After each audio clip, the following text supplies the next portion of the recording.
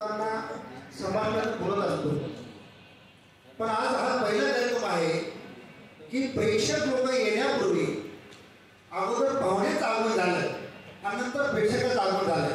मला वाटतं हा सृष्टीचा भाग असतो. आमचे आदरणीय नाशिकचे अध्यक्ष बाळासाहेब मगर साहेब यांना वेळेचं फार बंधन असतं, पण त्याच्यापेक्षा मी अतिशय वेळेचं बंधन पाळणारे आदरणीय नरेंद्र महाजन सर त्या ठिकाणी आहेत. या सर्वांना वेळेचं बंधन असतं म्हणून ही लोक अर्धा तास अगोदर आली आणि म्हणूनच या कार्यक्रमाची शोभा आपल्या सर्वांच्यामुळे आली.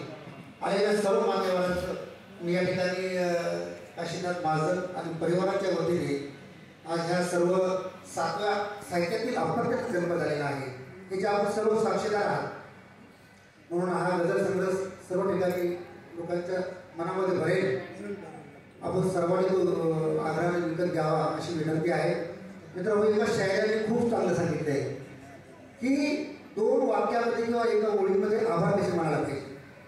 तो असं शायर म्हणतो की समारंभाचा कौतुक सोहळा स्वागत केले आम्ही, समारंभाचा कौतुक सोहळा स्वागत केले आम्ही, मित्र पाहुणी जमली सारी शोभा आणली तुम्ही, आणि भार उचलला आभाराचा आभार मानतो आपले, आणि सदैव तुमची साथ मिळावी तुम्ही आम्हाला जपले, आणि धन्यवाद आभाराचे फुले उधळतो आता, धन्यवाद आभाराचे फुले उधळतो आता, ऋणात राहू काय व तुमच्या हीच तरी सांगता, हीच तरी सांगता.